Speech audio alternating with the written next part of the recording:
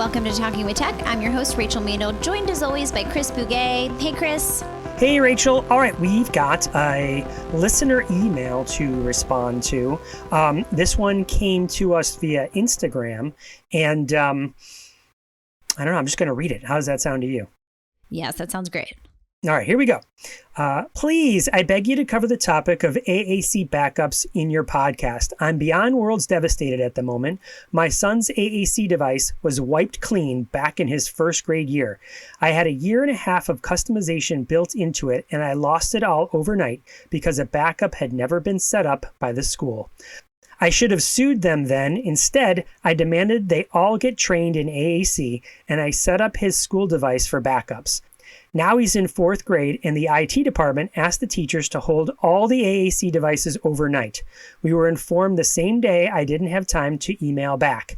It was too late. They reset the device. They deleted all of his profiles, failing to use the most current backup when resetting his device. I have years and years of customization all lost overnight. They even deleted his Google Drive, in which all of his backups had been saved to. I can't imagine they have any assistive technology training. Please cover this topic. I think what they're referring to there is the IT department doesn't have any assistive technology training. Like, this person attempted to train the school, trained some of the people in the school, but the IT department didn't know. And it seems like the perfect storm in that they wiped the device and at the same time wipe where the device was being backed up to. So let's just take a moment and say that our heart goes out to you, that is an awful, awful situation to have happened. And it does scream the necessity for not just backups, but redundancy in your backups. This really broke my heart in so many ways when I read it. And we've all kind of been in situations where maybe it wasn't AAC, but we were like, I'll never forget, like back when I was like using word processors to like write papers, and I'd be like, oh, I lost everything. Like, where did it go? Now we have these safeguards that are kind of built in where, our documents are saving constantly. However, it just really points to the need for not only securing backups, which I think is just a really good reminder when you hear a story like this, to make sure that you have all of those in place and you teach the family about the importance of this, because you might set up AAC for a student and they, you might be the one who toggled on, having a backup sent to Google Drive or Dropbox or whatever the system is.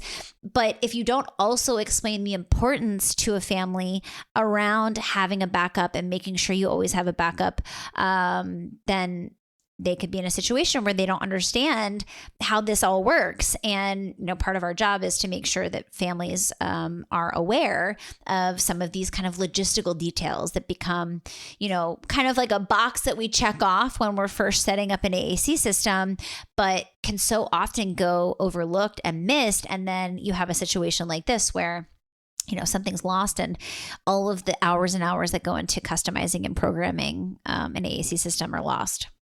Mm-hmm. And what's really heartbreaking here is that the lesson was learned. And so they did try to back it up, right? It's the IT department that didn't know that you shouldn't wipe the device and the Google Drive in the same, because I understand doing like maintenance and needing to clean things out and needing to update things. And so I understand doing that, but doing that at the same time all at once, it probably sounds efficient, right? But then you've lost the actual file on the hardware and the actual file backed up, which then screams, well, okay, that's the redundancy part. So yes, when you're going through IT departments or anyone, when you're backing up things, one, check and make sure that whatever you're erasing isn't absolutely necessary. Two, when you are backing up devices, can you airdrop it, especially if it's an iPad or whatever? Can you have it saved in two different places? So yes, you can save it to Google Drive. And if you shared that home, if it was deleted out of the previous Google Drive, it will be shared. The one that's shared at home will also be, unless they've made a copy of it, right? So that could be a way, share it, but then also make a copy of it. or not or, and if you're backing it up to Google Drive, that could also be the moment to say, okay, I'm going to airdrop it to my iPad, or airdrop it to an iPad that is not going to be cleaned out by the IT department on this particular day. That seems like a lot of work. Do you know what I mean? I know that most school districts that I know of that we get to work with and chat with are not having multiple redundant backup systems for their AAC devices. It's like we back it up to Google Drive. I also don't think most of them are doing a full device wipe and Google Drive wipe on the same night. So I don't know how often that perfect storm is going to happen. But still, it does make sense to have a protocol that says when I back it up to Google Drive, I also send it via AirDrop or some other system to somebody else that won't be affected. Yeah, I mean, I think this also brings up a larger challenge and issue, which is kind of the collaboration between home and school sometimes not always being there. Because I know, like, example, one of my students he has two devices, I should say, and it's so hard because the school has so many parameters around not being able to program certain passwords so that the family can't get in. And I totally understand at some level, systems are in place for privacy and protection. And there's these kind of like, logistical things within districts and organizations that make the programming and the sharing and the collaborating harder. However, like my student has basically two separate devices and they have to manually update the home system based off of what's happening at school because they can't just kind of share the vocabularies and update that way. So I think this also just points to a broader challenge, which is sometimes the school home, carryover and collaboration isn't always there. And, in situations like that, like, how do you fix that? Like, what do you do? And not that I have like a perfect solution here, but it is really important to make sure that we are optimizing, students that have two devices, they have a home device and they have one that they use at school. We're figuring out systems in the initial stages so that we can have collaboration. And again, I'm thinking specifically about, AAC specialists who are setting these devices up, getting families going, like creating some type of system in place so that you have that collaboration and that synchronicity between home and school, just so that we can optimize communication for our students.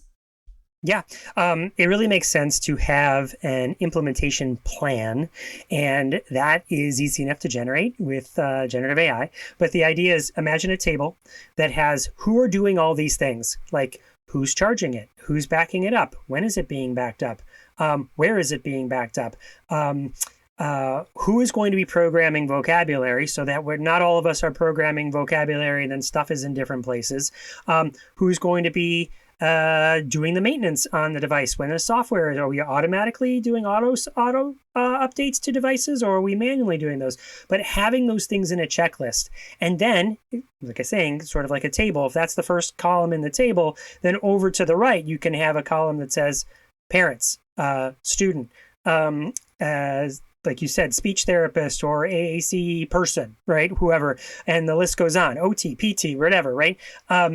And so that they can be checked off, right? And then I do know, I think for some places that's sort of standard practice. Like you get a device and we decide, here we go, we're going to rock and roll. We're going to teach, and there's this immediate and excitement around the launch.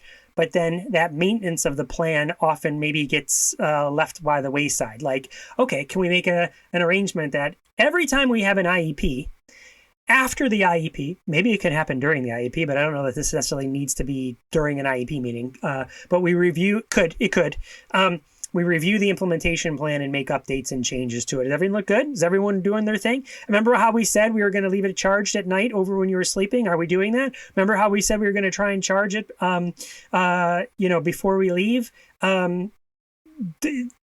The school day, so it's fresh on the bus, or whatever the plan might be. Are we reviewing that to make sure everyone knows that it's what it is and that everyone's doing their part, and that to review if there's any updates that need to be made. Yes. I mean, I love this. It feels like, oh, wow, extra work. But like this type of thing is so important. And actually, it's like one of those things where if you do a little bit of extra work up front and like a little bit of maintenance work, everything runs so much more smoothly. Like having one person in charge of programming, as an example. Like I can't tell you how many meetings I've been in where there's been this kind of battle between like who's doing what, and like I opened the device and then it was totally changed. Who did it? We don't even know. It's just like there's so many roadblocks that can happen. And the work that we have to do with AAC is already hard enough, right? Like it's already hard enough to get communication partners modeling language, knowing how to model, providing enough wait time, all the strategies that we're teaching implementation wise. The actual kind of operations should be streamlined, organized, and, setting up a plan like this right off the bat, Chris, feels so helpful. I haven't thought through this lens because I'm in private practice, but I also am like, this feels like a really good thing. Like if I am collaborating with a school team, like when we are setting up, or doing a set framework meeting or setting a student up for AAC, it's like, these are the kind of operations that, if you talk through, you can all be on the same page and there's nothing that's missed. Cause I think that's part of it too, is like, and as you were talking, Chris, I was thinking, I saw Karen Erickson, this is years ago at this point, and she was talking, she has a handout that basically talks about comprehensive literacy. And I love this handout because it talks about, it breaks down all the different skill areas that need to be practiced. And then it's like, who's going to do it? And I feel like the who's going to do it piece, it's like, oh, well, like I thought he was working on, independent writing, or I thought he was getting, shared reading. And it's just like, it's the same kind of idea here. Like when you actually assign someone a task, it's like, well, this is your responsibility, and writing it on a little, piece of paper or like a graph or a spreadsheet or something like that. It just kind of helps everybody take accountability for their slice of the pie. And I just think it can just, again, make things run so much smoother. Mm-hmm. And then when you have that, you can keep referring to it. It's going to be really important, parents, if you're listening to this, to have something like that, because the turnover rate is so high of the professionals that you're going to be working with.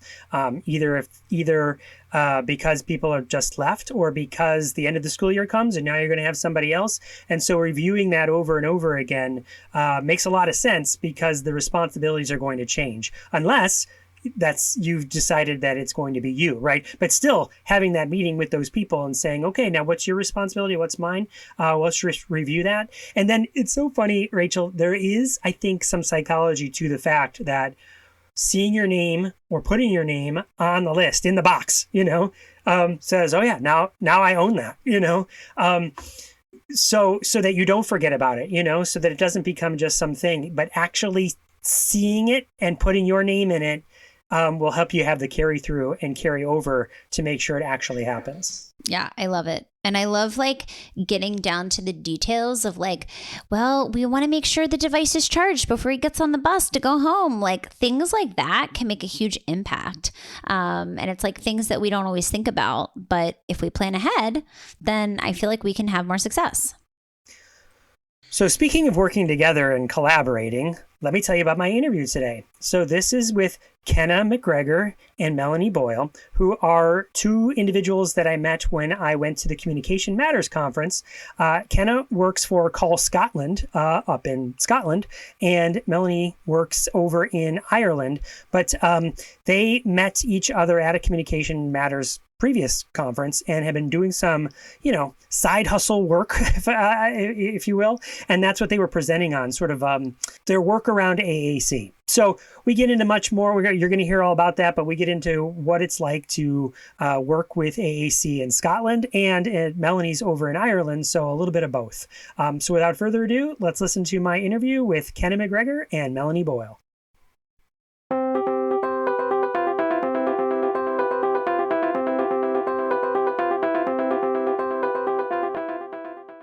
We'd like to thank all of the wonderful Patreon supporters who make this show possible. This podcast is funded by listeners just like you who've signed up at patreon.com/talkingwithtech to show their support. Because of the generosity of our amazing Patreon community, we're able to pay Luke and Michaela, our podcast producer and audio engineer, who keep the show looking and sounding great. Patreon supporters also receive bonus content, such as early access to interviews, behind-the-scenes recordings, additional curated resources and materials, and so much more. Check it out at patreon.com/talkingwithtech. Now let's head back into the episode.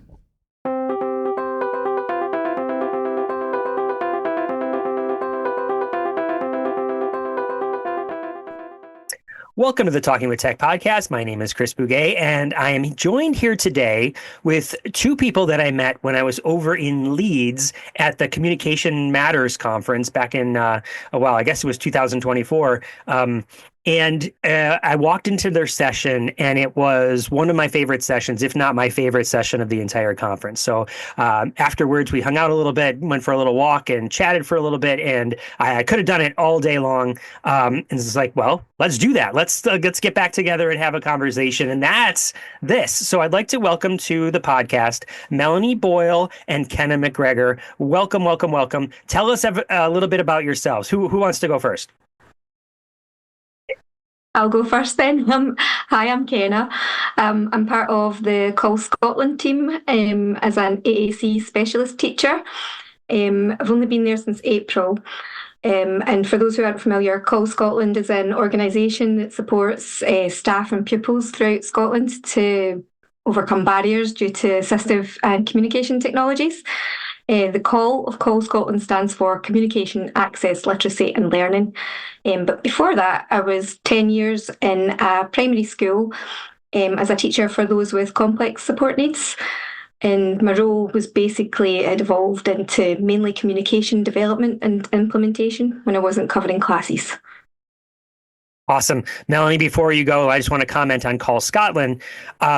I've been working in assistive technology, officially with a job title for approximately 24 years at the time of this recording.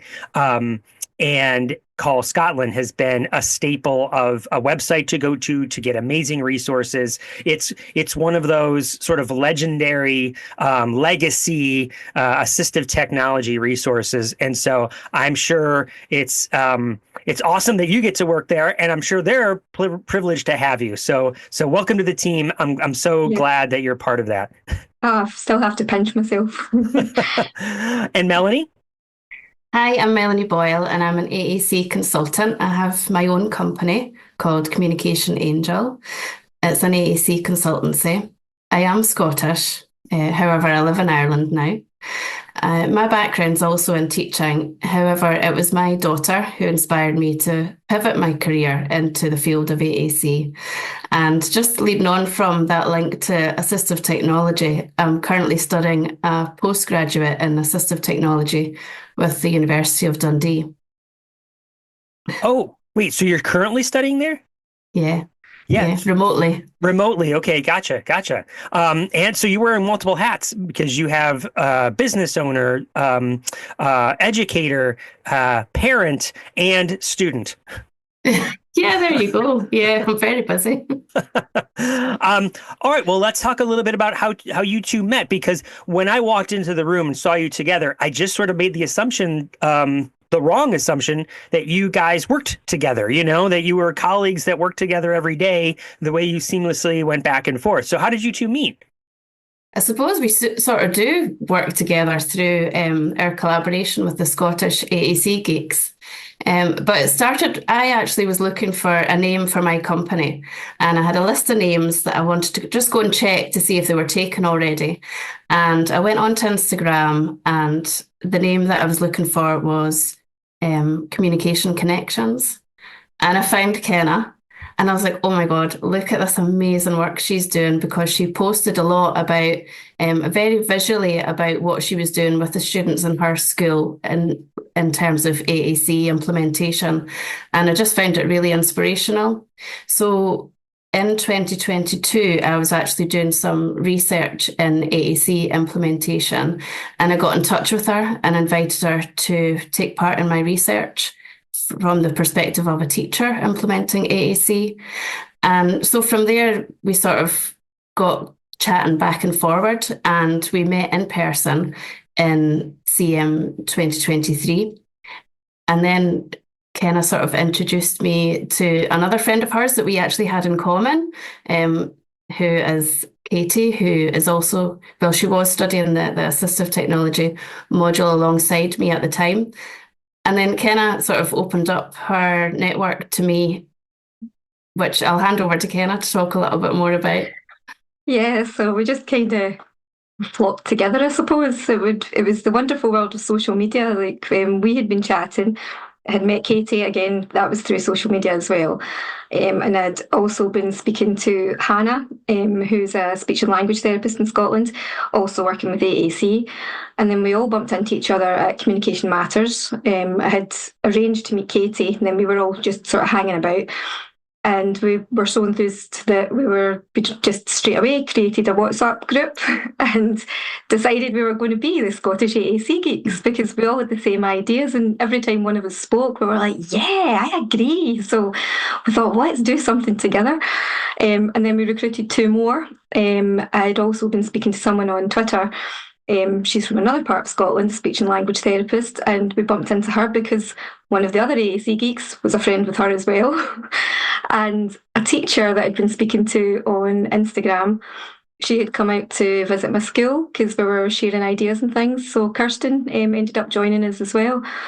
So yeah, just I think the world of AAC, sometimes it can feel like a bit of a small place, like everyone kind of knows everyone.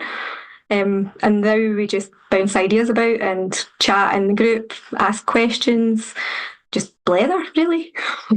That really speaks to the power of social media. Sometimes social media gets a bad rap because people can put ugly stuff on there, but it also can do amazing things like bring people together, like you guys, where you can find each other that way. Just a follow-up question to that.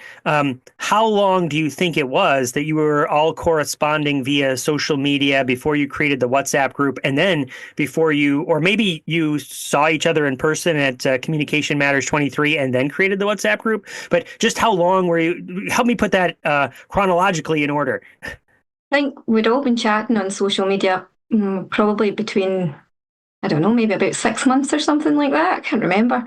Maybe a little bit longer. And then we met at Communication Matters. And I think it might have been the journey home that we created the WhatsApp group. I think it was Mel created the WhatsApp group within a couple of days. Yeah. And yeah, it wasn't that long a time. It was, we met online, we met in person, we created a WhatsApp group. Cool. And then we created a presentation for Communication Matters 2024. Foreshadowing, because we're definitely going to get into that presentation. Let's talk a little bit about, well, one last question about the Scottish AAC Geeks. How many people are in it now? How much has it grown? We've kept quite small just now. There's 6 of us. Yeah, 6. Awesome. You're all collaborating together. Fantastic. All right, let's talk about your individual day jobs. What are they like, and what you're both passionate about AAC. People can't see you, Melanie, but you got core boards behind you right in the shot, right? So what are your day jobs like? Yeah, so I am an AAC consultant. So what I mainly do is work with, if I go back to the research I did in 2020, I was really trying to find out if everyone was feeling the same as me as a parent and a teacher, where, you know, we had a solution to help find our daughter's voice, but the challenge always was trying to get other people to use it and trying to make sure we were using it in the right way and things like that. So that was sort of the direction I was coming from, and the barriers that we had sort of faced, and getting people on board, getting school to implement it, getting people to just sort of believe that this was something that was going to help and work for our daughter, and presume a potential in her that she would be able to grow and learn how to use her AAC system to communicate. So through that research, I found that actually, no, it's not just us that were, or myself, that was feeling that way. Parents were feeling that way. I spoke to teachers, I spoke to speech and language therapists. I really wanted to understand where those gaps were and why. So from that then, I shaped my business around AAC communication partner training. So I train parents and teachers and charity workers who might work with children that have AAC systems, and help build their communication partner skills. What I really enjoy doing is working with teachers in school, because you're not just working with the teacher, then it's whatever you're doing with the teacher is impacting multiple students, and then it feeds into the families as well. So having that sort of ripple effect of change within that one environment is really rewarding to see. I also do training workshops and things for different groups of people. But yeah, that's sort of sums up what I do currently, which I really enjoy it. It's always evolving, and the clients that I have sort of push me in different directions to find out more and find new ways to support them. Melanie, I want to echo that passion of working with educators because of that ripple effect. I think that happens with parents too, right? Like any population, but there's some joy. I get more opportunities to go into classrooms more readily. So I get to experience that joy a little bit more frequently than I get to work with parents and see that happen systemically. So I echo those that enjoyment, right, of seeing that happen. Before we get to you, Melanie, to the extent that you're comfortable, how has that journey gone for your daughter? Have you found some that the education of the communication partners around your daughter, is that improved? Has it gotten better? Or is it a constant struggle? Can you share us a little bit, again, to the extent you're comfortable, with how that's grown? Yeah, I suppose it's interesting. She uses Pod, which some of your listeners will be familiar with. And she started off with a Pod communication book. And I think that was quite challenging for people. They weren't really sure what to do. And although I would provide them with additional training, and even if she was just spending a couple of hours with someone, I'd say, right, just try and use those first 2 pages. There's loads of words there you can use within natural contexts. And over the last year and a half, she got Pod on a smart box device. So now, because it's got the voice output and a lot of the things are automatic, people have worked a bit better with that than they did with the Pod book. I think because the pages turn automatically, they don't really have to think about it. They just see the screen change, and then this new set of words or phrases that they're exposed to choose from. So I think the device has got more buy-in than it did the communication book. But I do feel, and Ceanna and I have spoken about this before, and as well with other people at Communication Matters, I think you learn a lot more communication partner skills through implementing the paper-based, because you've got to physically manipulate that media. Whereas when it's on a high-tech system, it's all automatic, and you don't have to really think about the process that you're going through as much. So I think there's a lot of value in in paper-based communication systems in developing those communication partner skills. Sorry, Ceanna, just give me one more second, because I want to comment on that, Melanie. So once upon a time, our assistive technology team created what was called a strategy a day calendar. So we would go into PowerPoint and we would create, 280 strategies, one per page. We would give it to students in our local area that would put glue on, print it all out, cut it into 4s, and then glue it so that we would have these calendars, just like you've probably seen, like Dog of the Day or, Word of the Day, something like that. Word of the Day, yeah. And we would give these out to teachers, and they loved them. It was ridiculously popular. But there were a handful that would say, well, can you give us the digital version? Like, we want one a day to pop up in our email or pop up in our browser window or something, or I can go to a website and get it, or subscribe to a blog. And we were like, yeah, and we did explore some of those things. But the real power in it was taking your fingers or somehow grabbing the paper and tearing it off, hearing it go, as it tears off. And that kinesthetic experience what's different, than just, it's easy enough to ignore an email that pops up in your blog. It's easy enough to look past, something that on your screen where it's sitting on your desk and you're pulling it off. So it makes a lot of sense to me that what you're saying is that everything has its pros and cons and its advantages, but an advantage to the paper-based is you're there with somebody else, so you're having an interaction, right? It's a forced interaction. Like it's hard to do it without another person there. And you're physically maneuvering things and moving things, which helps you. It gives you a little bit more time to think about what you're doing and how you're doing it. So all of that really resonates with me. Fair? Yeah, definitely. And if you make a mistake, you just turn the page back. You don't get completely bamboozled by technology, which is another barrier that we find with implementing sort of that battery-powered AAC. Cool. And Ceanna, what's your day-to-day like? Every day is different. I know every day was different when I was a teacher, but it's a lot. I still feel very, very new. Obviously, assistive technology and AAC is such a vast. You've got a vast remit when you're a specialist in that area, and I still feel a bit of a imposter syndrome when I'm saying that I'm an AAC specialist teacher. I specialise in it. I'm still learning, and I won't ever stop. But I suppose the main parts of the role is I've got a client caseload, which is rapidly growing, and it's the assessment and support of learners with disabilities or additional support needs who require communication or assistive technology. And that's actually my favourite part of the role, I think, one of my favourites, because it involves supporting the learners and the staff and the families in implementing the different tools and strategies. So one of my favourite ways to introduce and incorporate AAC is through play and daily routines. So I get to do that, which is quite nice.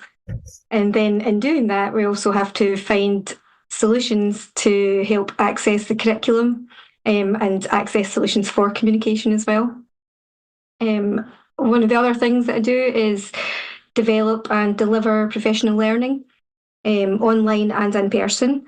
Like just now, we're coming to the end of a 5-week online course, Technology to Support Communication, which has been just really interesting and quite exciting, getting lots of people enthusiastic about the different things that are possible, and sharing different tools, strategies, and also the practical ideas and resources. And it's a forum where people can ask questions.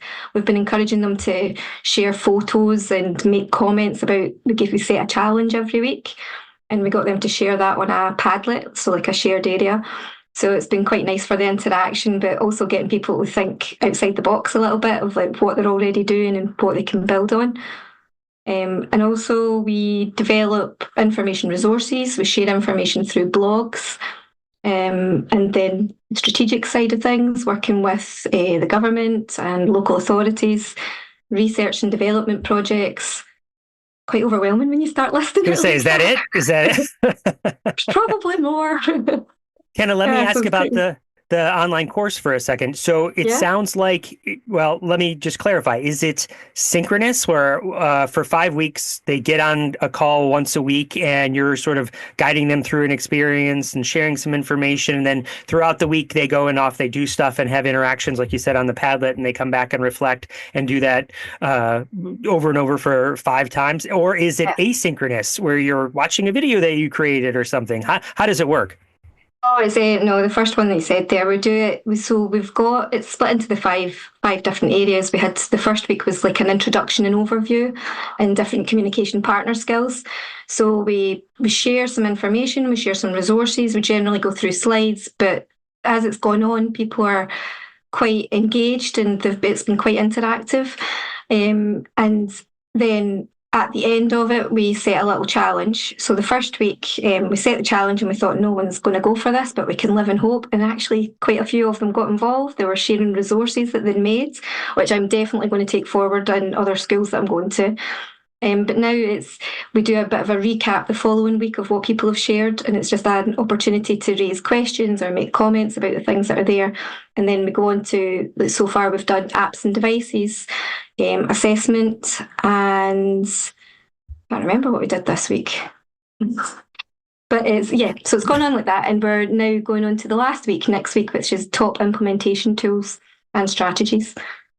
Awesome. It sounds like it's a great experience. If people are interacting, there's sometimes those things can be like, wow, how come it's crickets in here? And other times it's like fire, and it sounds like it's spreading and people are sharing, which sounds like an awesome experience.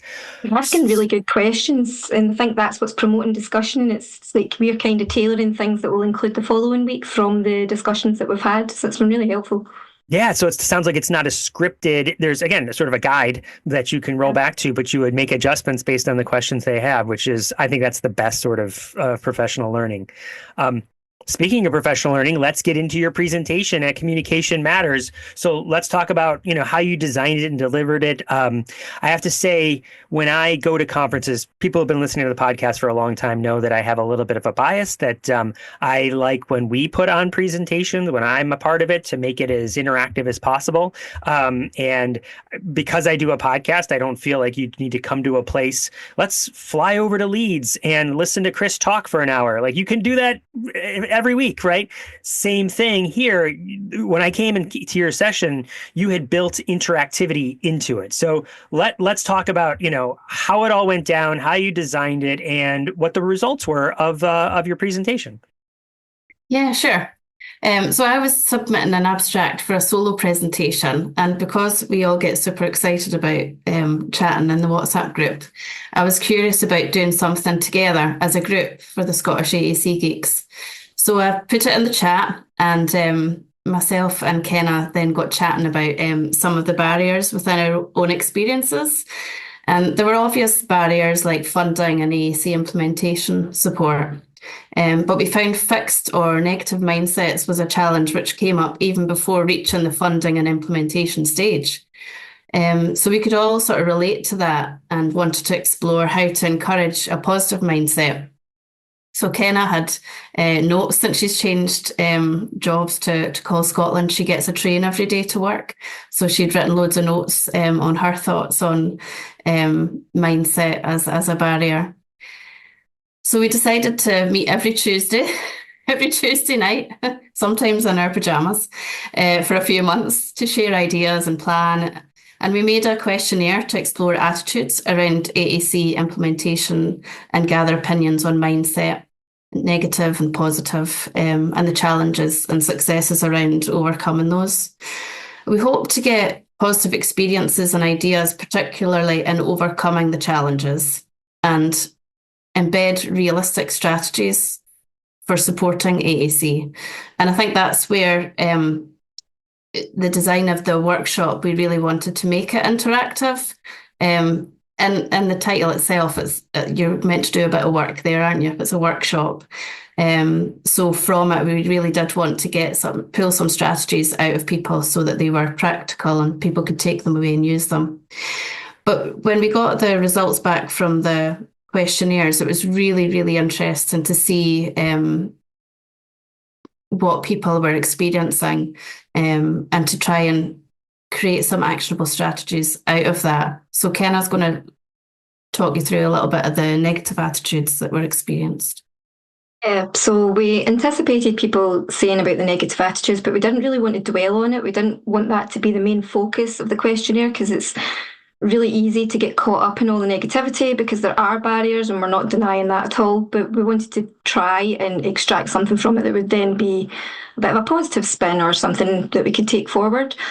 So we did ask which negative attitudes were encountered most frequently, and we gave some examples and offered that people could add their own.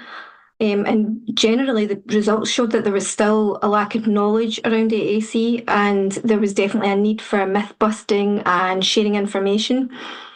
And there's one quote that I'm going to read out, one response that I thought was really impactful. We only had one AAC user respond to the survey, but their contribution was invaluable. They said that too many AAC users are treated like they don't understand and given boring, repetitive tasks instead of opportunities for real learning. Not having access to a robust communication system is torturous. The level of boredom and understimulation, lack of real human connection, and deep frustration cannot be overstated. And it just really, really emphasised that emotional impact behind it, coming from someone who is an AAC user, their lived experience. And another impact of the negative attitudes in general, people felt they were being left on their own and that they were implementing the AAC themselves. And it was a little bit surprising at first that we felt it was reading as though people were passing the blame to one another. So, for instance, it's the parent's fault or the speech and language therapist or the teacher. But actually, once we looked into it a little bit more, it was more that people felt that they were being left on their own and they didn't know where to get the support from. So it was just a bit more of an isolation kind of feel to it. And that was something that really resonated with us because we've often felt alone when we've been implementing AAC or when we've been fighting for support and training. And that's why we started looking for other networks and AAC communities and then made our own wee group. So that's right. Yeah. We did get some positive attitudes, and what we found from that was that there was a lot of good practice happening, but one respondent really sort of encapsulated what was being experienced, and the quote that they gave was, "All of these are present in some people in small doses." So we see little glimmers of positive attitudes, but it's not always happening and it's not always with everybody. And this made us reflect on how often we see these in our own practice. And this shaped the first activity in our workshop that you took part in, Chris. Yeah, the first activity we asked people to reflect on how often they experienced the positive attitudes. So what we found was that it was difficult to assess. It very much depended on the environment or the people. There was a great variation in knowledge and experience. And that created really good discussion because we had been talking about how you were more likely to surround yourself with people who share the same or similar values to yourself. So if you're more likely to experience positive attitudes to AAC, if you yourself hold the positive attitudes to AAC. Makes a lot of sense. Yeah, absolutely. So then it was more difficult to judge then like how often you experienced it because, yeah, you are more likely to experience it, but someone who maybe didn't have the same knowledge and experience around AAC wouldn't be likely to say that they are seeing as many positive attitudes or experiencing as many positive attitudes. And that led on to the next workshop, the next second activity. In the survey, we asked what people do to maintain positive attitudes. And we took some of the top responses from that and put it to the participants at the workshop. So, for example, there was sharing success stories and wow moments, being a role model for others, collaborating with other people. And we asked, what does this look like in practice? How does this apply? Like, how do you see this working in your setting? Because the settings and experience obviously are different for everyone. So it was just to encourage people to think a little bit more deeply about the impact of their own actions and probably that they've already encouraged a shift in systematic mindset just by holding those positive attitudes themselves. Yeah, there was great discussions that came out of that. And we recognise that in the varied environments that we work in, we're all AAC leaders. So through discussions, we recognise that there are actually multiple roles involved in being an AAC leader. And one of the AAC Geeks, Hannah, streamlined our thoughts before the workshop and created a graphic illustrating some of the key roles that we play as AAC leaders. And those included, and we highlighted these, Chris, I think you focused on how you advocate, being a listener, an educator, a guide, a storyteller, a role model, an innovator, a creator. And we posed the questions, what role are you good at? What role could you do more of? And what could you do in those roles to encourage or maintain positive attitudes towards AAC? And we realised after the conference, and actually through probably discussions with you and other people at the conference, that those practical strategies highlighted in the workshop linked with some of the AAC leader roles, which has sort of led on to us continuing this research. And Ken has been very clever with her tech skills and created something really cool. Awesome. Tell us more, Ceanna. Yeah, what have you developed? So I mentioned Padlet. Padlet was quite new to me. I mean, I'd accessed things before. It's like a shared space where you can access files, but it's also quite interactive where you can post comments depending on the settings and things. So, one of those things that just pops into your head, like when at night when you're trying to sleep and you're like, oh, I know what I could do. So I decided to make a Padlet, but using the graphic for the AAC leader. So it's a kind of, for people listening, it's a graphic where it's got a circle in the middle and it's a web into other circles with the different categories. So I thought, well, can we make it so that when you click on, for instance, advocate, it will take you to another page where people can then contribute their ideas or post links to how might this look, what's going to be useful. So we now have an interactive Padlet.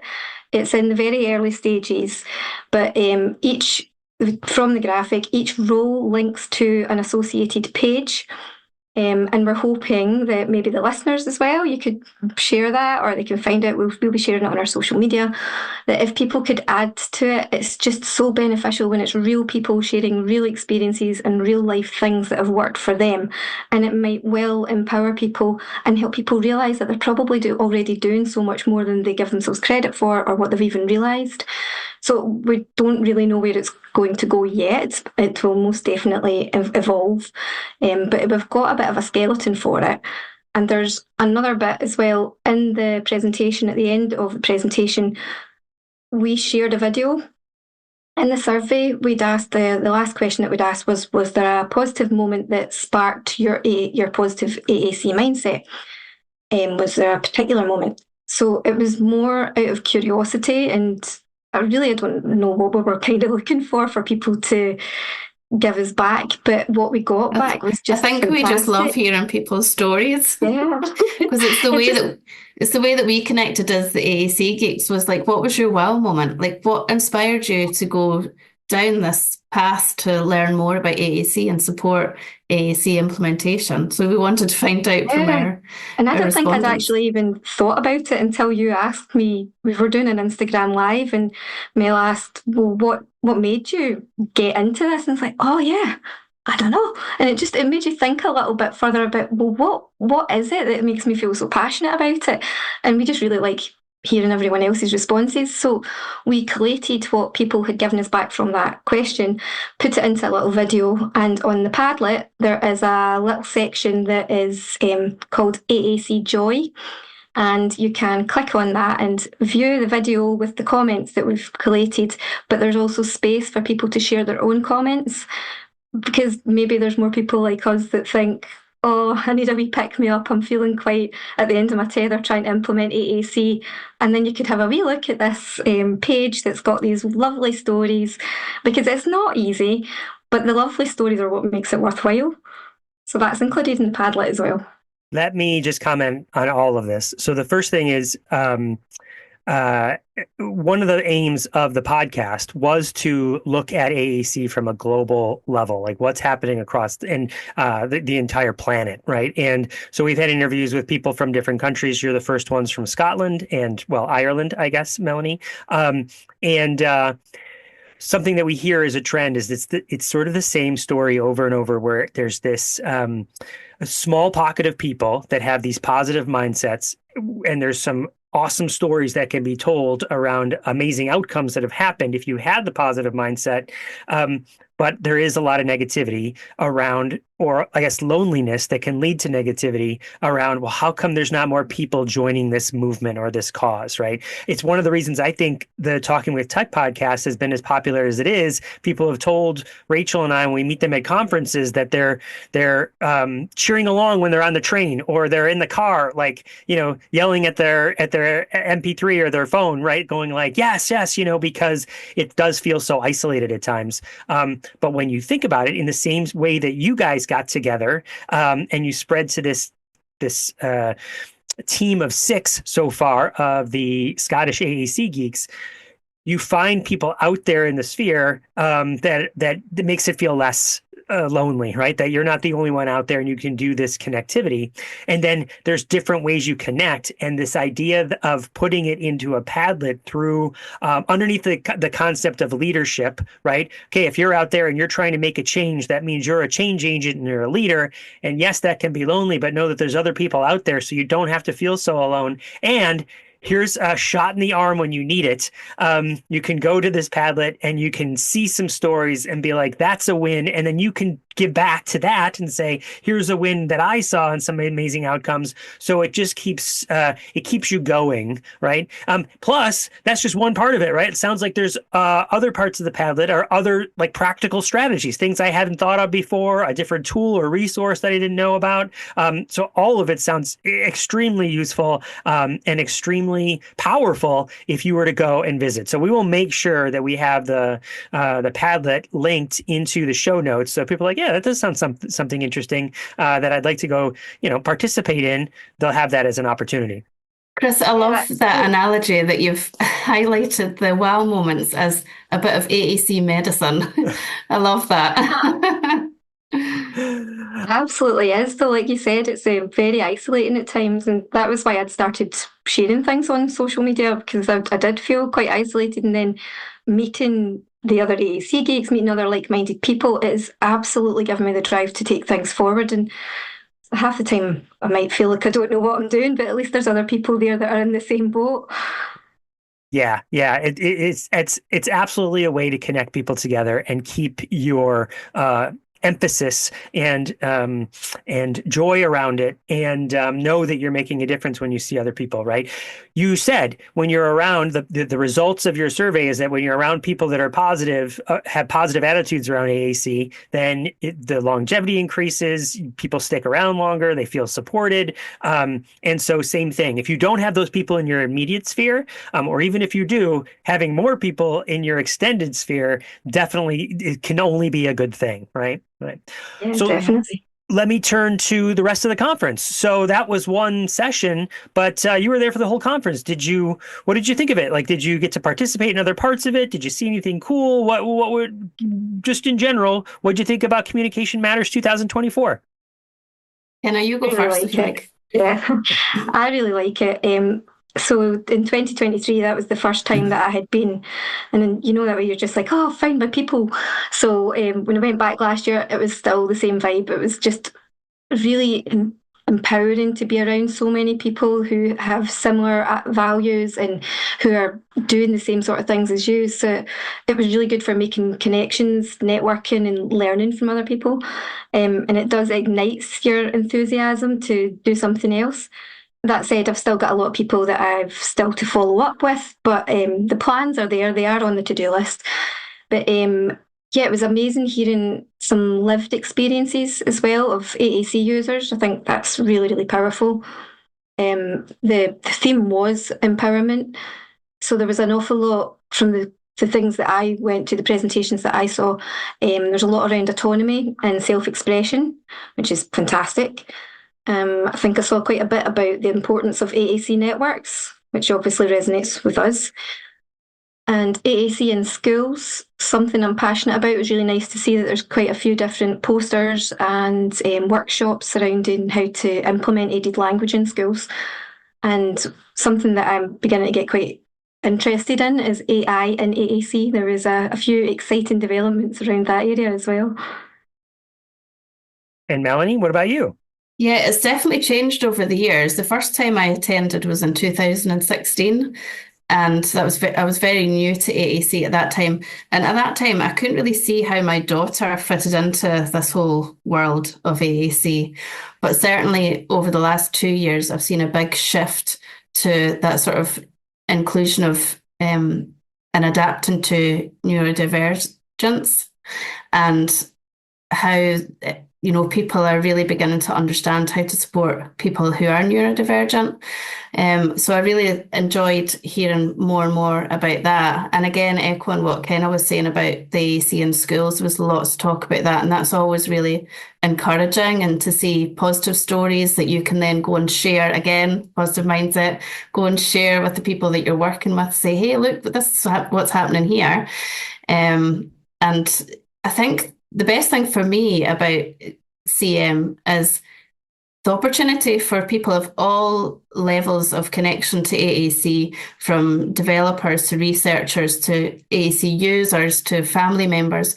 You're all getting to come together and collaborate and share and learn from each other. And it works both ways. You know, the developers are learning from the AAC users, and the AAC users are benefiting from the adaptations and changes that the developers are making. So I think it's really, really valuable. And this year, something I really enjoyed, apart from, you know, connecting and seeing friends that I've made over the years, was at the dinner, the dinner where they had the comedy and stuff like that on I forget what day of the week it was. Was it Monday night? The Monday night. They had a seating plan. So usually you go and you sit next to all your cronies, all your friends. But this time there was a seating plan, so you're kind of thrown in.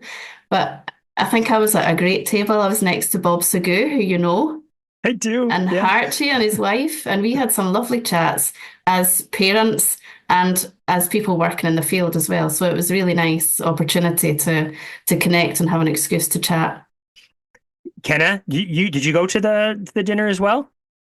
Did, yeah. And you were seated at a different table? Is that yeah, fair? It was. There's a couple of people that I knew. I was going to be sitting with Tina Voisey, that you might know from... She is part of Communication Matters as well. Yeah. But she was dealing with some other things that were going on. So I thought, I don't know if I know anyone. But there was someone from Toby Dynavox that I know, and a couple other people that they were also from Scotland. So I thought, was this strategic? Because now we have plans to be developing things and possibly roping in other people who were sitting at the table to maybe take things forward in the future. So it was good. It was actually good getting kind of flown in with people that you maybe wouldn't have sat next to if you were just out left of your own accord. It was a really good time. I was at that dinner as well, and I was seated next to Bronwyn Hemsley, who is from Australia, did a presentation there, and that's someone I had been looking forward to meeting, and then I was just happened to be placed there, so we ended up talking all night about all sorts of different things. I invited her to come on the podcast. We'll see if that happens somewhere down in the future. So that was awesome. And I think the other thing that they strategically did around that dinner is, I think, don't quote me on this, but I'm 99% sure there was an AAC user at every table. So you could interact if you hadn't got that opportunity yet, or, you know, the messages always go say hi, but that is also when you're at a conference and you're busy and you're moving there, here and there and get to the sessions, how do you really get to engage in maybe a longer conversation than just say hi, right? Or 10 minutes or more. This provides an opportunity to have a longer experience. Is that fair? Is that what you noticed as well? Like you said, yeah, Archie. Actually, I hadn't actually realised that, but yeah, very clever. I think you could be right there. Yeah, I think there had been an issue the year before though, because everyone just gets to go and sit where they want. And then when the AAC users were coming in, it was hard for them to find a place without having to go through all the tables. So I think it was very well planned this year, definitely. Yeah, I think part of the planning behind Communication Matters is just like part of your survey where you had an AAC user contribute and give feedback and give their perspective. Same thing. The leadership at Communication Matters includes AAC users, and they're actively seeking out their voices about what can we do better next year so that it continues to become more inclusive, more accessible, more available to everybody, from physical disabilities, people who like you said, are respecting neurodiversity, right? And become even more neurodiversity affirming conference, right? So I just feel like in the future, it's going to continue to even get better and better and better. Is that all fair? Yeah, I think so. Yeah, definitely, especially with the committee that they have now. Yeah, they're great. All right, well, let's talk a little bit for a minute here about Scotland itself and the services you see in Scotland. Or Melanie, feel free to pivot and talk about Ireland a little bit if that makes more sense. Because again, part of the mission of the podcast is to help share like what's happening around the globe. Is it what's different, how it's set up differently, and is there something we can learn from the way you do it versus the way we do it? You know, so in a few in an elevator pitch, can you describe what it's like in Scotland? And then Melanie, your choice, Scotland or Ireland? I think in Scotland, there's a lot of things in place in theory and on paper. I think there's still a big challenge in consistency and support and implementation and communication partner skills, but there's a lot of progress being made. In 2016, the Scottish Parliament passed legislation, and that entitles people with communication difficulties to be provided with communication equipment and support. The law took effect in 2018, and there's now a clear pathway from assessment to support and review. There's definitely great practice, just from my own experience, there's great practice that I have seen. But I think we've still got probably a bit to go for it to be fully embedded and consistent, but it's definitely on the right path. And there's I believe, some useful, really, really useful support resources that are getting planned to roll out soon. And that'll be for those to support those who are implementing AAC and those who are getting AAC from the assessment through to review. That sounds awesome. What a great improvement in the last 10 years, right? That's amazing. Yeah, I think from a personal experience, I've definitely seen an increase in provision. Obviously, from my own experience, I still know that there's an awful lot of more children who could benefit, but that's always going to be the case at the way things are currently. But because it's improving, can assume that it's only going to get better. Awesome. And Melanie? I think Ireland's got a lot to learn from what's happening in Scotland, definitely. There's a lot more movement in a positive direction in Scotland. This year, the National Autism Charity in Ireland, called As I Am, received a big chunk of funding to put forward a pilot project to provide support with AAC implementation, support with AAC assessment and procurement, and that's just getting rolled out now in 2025. So they opened up applications at the end of 2024. But it's a new project, and they're working quite closely with people in England, based on the hubs that they would have in England, where if you needed any AAC provisions, then you would be referred into the hubs and they would do an assessment and trials and things like that. So they're trying to base it on what's happening in England, but it's only for people that have autism diagnoses. So it's only for that population currently. So I'm hoping it'll go well and expand out into the wider population. Mm-hmm. Melanie, can you just talk just a little bit, or Ceanna, if you would like to, however you want to describe it? You mentioned this word hubs, and that was new to me when I went to England. I got the impression it was like regions that are covered. Is that fair? Can you describe that a little bit more? They call it a hub and spoke system, don't they, Ceanna? It's actually still quite new to me as well, so I'm going to follow your lead on this one, but I think so. So, for example, we lived in England, actually. That's why I know more about England, Chris, because that would have been the process we'd gone through initially with our daughter and with the children that I was working with in the UK. So if it was deemed that your child could benefit from robust AAC, you would have your speech and language therapist would then refer you into the hub, and the hub would carry out the assessments and things like that. So the speech and language therapists within the paediatric services wouldn't deal with it. They would refer you into the hub, and that's where you'd get the specialist support. But that was based on, now I can't remember the name of the theory behind it before, but you have to be able to show that you can distinguish between two symbols and make choices of two symbols and all that kind of stuff. The prerequisites. Yeah, the Candice model, right? Yes, that's the one. So at that time, our daughter didn't meet that criteria. So we went ahead and did our own thing. Sorry, people didn't see me shaking my fist in the air in disgust. Yes. Yeah. But I have friends and, old clients that went through that system, and it worked really well for them because they were able to prove that they could meet all those requirements. But yeah, so that I think it's a hub and spoke thing that they call it. Yeah. Gotcha. Okay. And for those times, that makes sense. And it seems like those are legacy things. But now I definitely got the impression from talking to people that even though that's set up that way, that there's growth happening in how to think about assessments. I mean, is that fair? Yeah, And how people get things? I think the referral pathway there's a change happening now.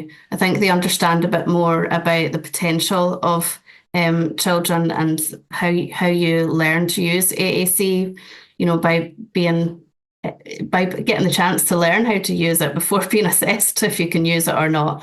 So I think that understanding's there now, and definitely within different regions, they are changing their practice and their referral process. So yeah, I think that's definitely a positive.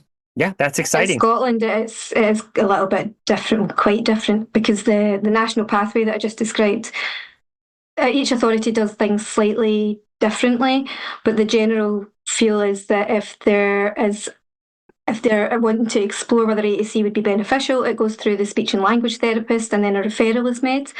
But that in general, I do feel that we are quite fortunate in most places, because it is the general assumption that it will be followed up, and there's not that, although I'm sure it does exist in places where people are still having to prove themselves. It's not the done thing, and the pathway that we have is also explicitly states that there are basically no prerequisites. So the referrals go through generally speech and language therapists, but they also can be referred to Call Scotland when it is assistive and communication technology. Awesome. What's next for each of you? I think we'd love to get this Padlet out there. Mm-hmm. Definitely. and continue our sort of research in that sort of direction.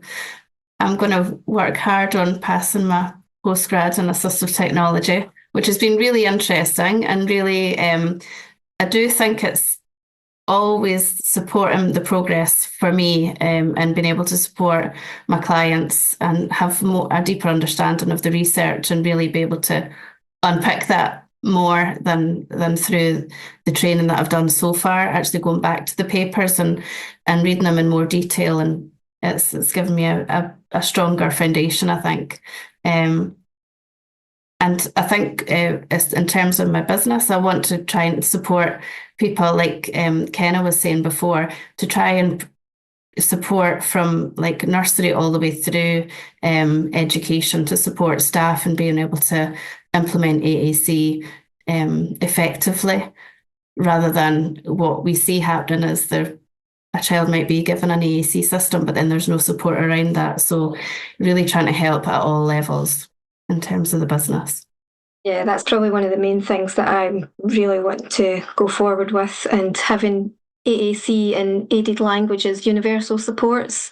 So having more places adopt like a universal design for learning, that's maybe not quite as big here as what it is in the States.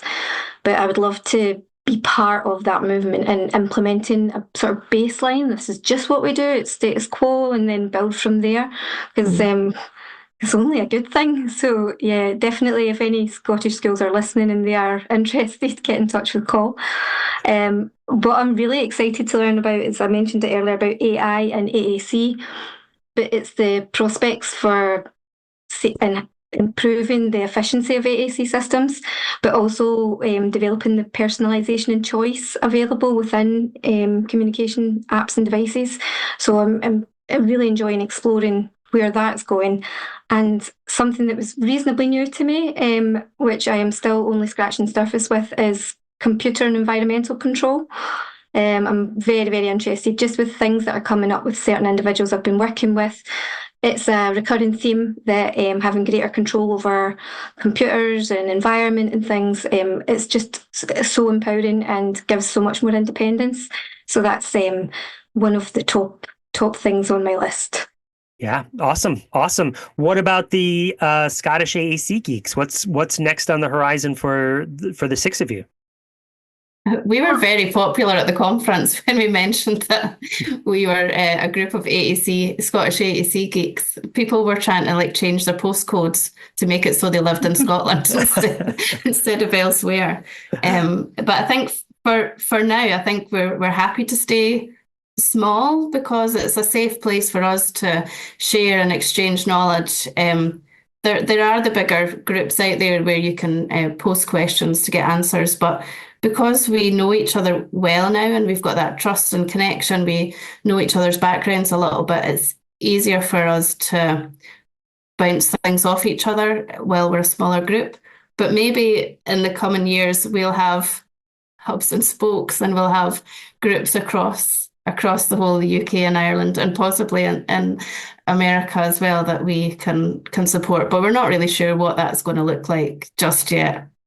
Oh, so that's why we're starting with the Padlet, seeing how that grows, and people can get in touch with us. And we more than welcome people to bounce ideas around. But like Mel said, like where we've got currently the little group that we've got, we can ask silly questions with no fear of repercussions and things like that. So it's quite nice. And we just know from other forums that we are part of that the bigger it gets, that's fantastic for drawing on other people's experience and knowledge. But you maybe aren't as confident in asking the questions or voicing your opinion.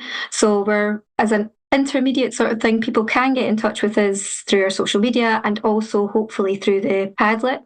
And then, we'll see where it takes us. Mm-hmm. I think that's really wise. Control growth if you want growth at all. Like you have this little club and it's awesome. It could be something you could create your own club and have 6 people that have similar experiences so people feel comfortable, because I could not agree more. The larger it gets, yes, you might share more resources. There's sometimes those resources aren't necessarily the right resources or the greatest resources, but keeping it tight and small and intimate can be a really valuable thing, right? I mean, I totally get that. And still produce awesome stuff that you can share to the world.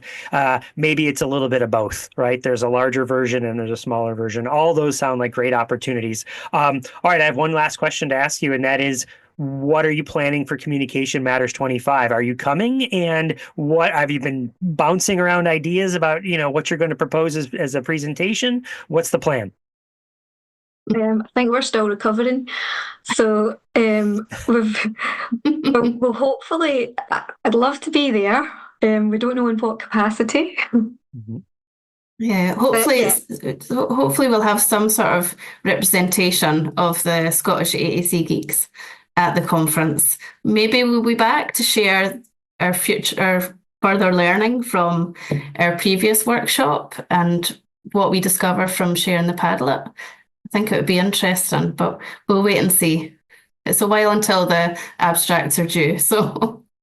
I completely understand. When those come out, that's when it's really the questions start to happen. It rattles around in your brain, and occasionally you have ideas the same way, kind of, right? Where you were like, oh, I woke up and I was like, I know what I could do, a Padlet. Same idea with presentation ideas, right? It's like, what if we turn the Padlet into a presentation? And what we learned about it. Like those sorts of ideas generate sometimes in the weirdest of places. So I totally get it. Well, I guess it's a wait and see for the people that might be coming to Communication Matters 25, which I would totally encourage anybody listening to this podcast to follow them and get that information so that you can consider it. I mean, I know from my own experience, my wife was able to travel with me, and then we were able to extend, and we were able to get to come back. We went south to London because Leeds isn't sort of in the center of England. But maybe next time we go north and we come up to Scotland. I'll also tell you guys that my son is right now he's a sophomore in college studying veterinary science, and he just recently told my wife and I that he was looking at exchange programs in Scotland. So I was like, all right, man, that's awesome. Great. Yeah. All right. So one last thing. How do people get in touch? If we can, of course, share this information in the show notes, but is there, a hashtag or how do they contact you? Probably through our individual social media channels. I tend to post more on Instagram just because Twitter's got a lot of bots recently, so it's just it's easier. But if you can find me on either if you search Communication Connections. And you'll find me at AAC_communication_angel on Instagram. Love it. All right. Well, thank you so much for the work you're doing, for your willingness to share, for making such an engaging presentation, and for sharing some time with me at the conference and here today on the podcast. Thank you so much. Thank you so much. Thanks for having us. Yeah, thank you. You're very welcome. Bye-bye now. Bye. Bye.